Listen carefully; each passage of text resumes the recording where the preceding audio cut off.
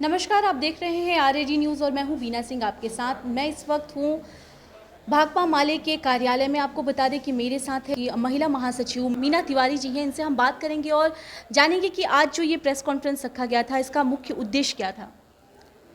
ये press conference है कि बिहार की विधानसभा चल रही है और विधानसभा में बिहार की गरीब महिलाओं के सवाल सामने आए, इसको ही लेकर के हमारा आज का ये प्रेस कॉन्फ्रेंस है। कल बिहार विधानसभा के सामने बिहार भर से जीविका समूहों से जुड़ी हुई महिलाएं प्रदर्शन करेंगी, क्योंकि सरकार दावा करती है कि बिहार में 1,20,00,000 महिलाओं को उन्होंने स्वयं सहायता समूह से जोड़ा है और इन महिलाओं को अगर हम छोड़ भी दें तो करोड़ों महिलाएं जो प्राइवेट संस्थान हैं, बैंक हैं, उनसे भी उन्होंने लोन लिया है।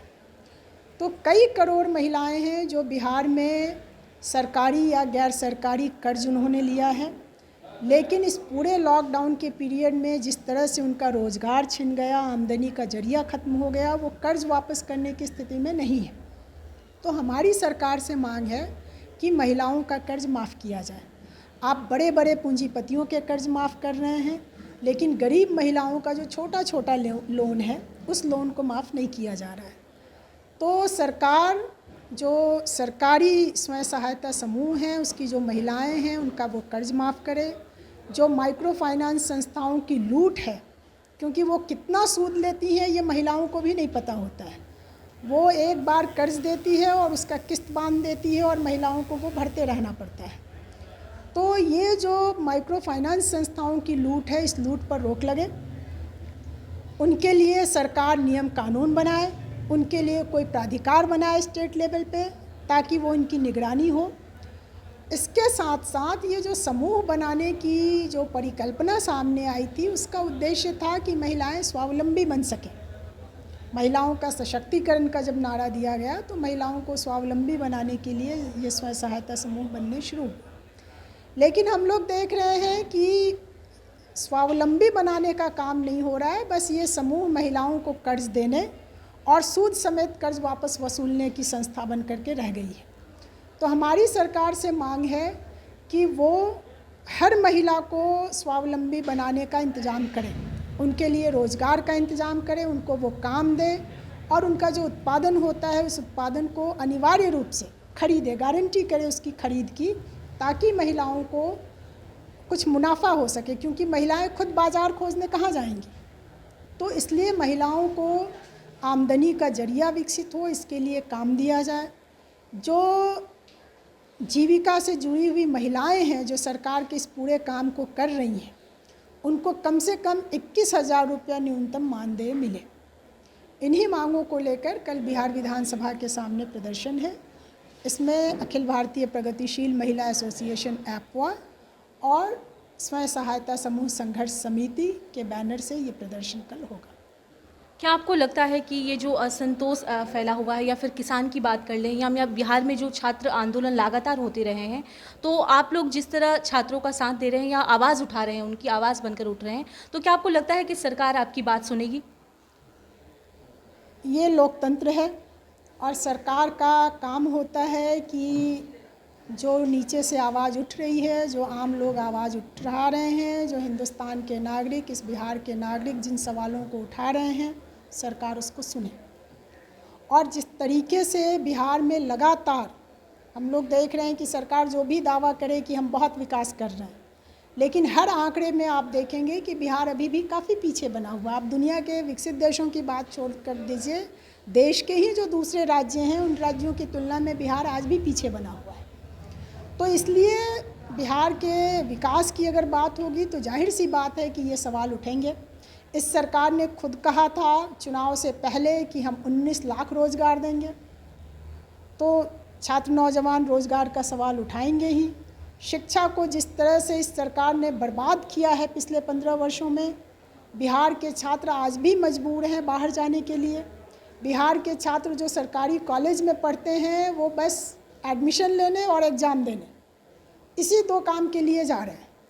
तीसरा, वहाँ पढ़ाई का कोई काम नहीं हो रहा है, क्योंकि ना वहाँ पे शिक्षक हैं, ना वहाँ पे कोई प्रयोगशाला है, कोई सुविधा नहीं है।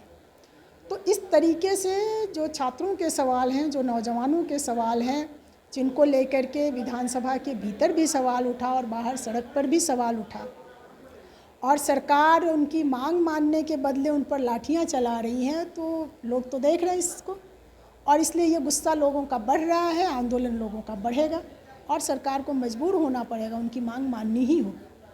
मुख्यमंत्री नीतीश कुमार जो है वो बार बार ये कहते नजर आए हैं कि जीविका में जो महिलाएं हैं, जीविका से जुड़ने के बाद जो है बिहार की महिलाओं का जो स्वरूप है वो बदल गया है, वो सशक्त होकर उभर रही हैं। इस पर आप क्या कहेंगी? जीविका से महिलाओं को जोड़ा तो गया है, लेकिन सरकार ने सशक्त करने का काम नहीं किया है, बल्कि उनको निचोड़ने का काम कर रही है। बहुत सारी महिलाएं जो लोन ली हैं, सरकार से कर्ज लिया है उन्होंने इन स्व सहायता समूहों के ज़रिए, वो कर्ज चुकता करने के लिए तबाह की जा रही हैं। उनको एक कर्ज चुकता करने के लिए दूसरा कर्ज लेना पड़ रहा है, तीसरा कर्ज लेना पड़ रहा है। यही अभी साथी सरोज जी ने बताया कि एक महिला को अपना घर बेचना पड़ा कर्ज वापस करने के लिए। तो ये सशक्तिकरण आप कर रहे हैं कि महिलाएं जो भी अपने खून पसीने के ज़रिए दो पैसा कमाती हैं, उसको लूटने का ये जरिया बना हुआ है। सशक्तिकरण तो तब होगा, हम इसीलिए सवाल उठा रहे हैं कि अगर आपको सशक्त करना है तो आप प्रतीक के रूप में कुछ महिलाओं को अस्पताल में खाना बनाने का काम दे रहे हैं, कुछ महिलाओं से आप मास्क बनवा ले रहे हैं, कुछ महिलाओं से आप मशरूम की खेती करवा ले रहे हैं, और इसको अखबारों में छपवा के आप दिखा रहे हैं कि बहुत महिला सशक्तिकरण हो गया। हम कह रहे हैं कि प्रतीक के रूप में नहीं, बल्कि अगर आप दावा कर रहे हैं, सरकार कह रही है कि यहाँ 1,20,00,000 महिलाएं जीविका से जुड़ी हुई हैं, तो इन 1,20,00,000 महिलाओं के लिए स्वरोजगार का इंतजाम आप कीजिए।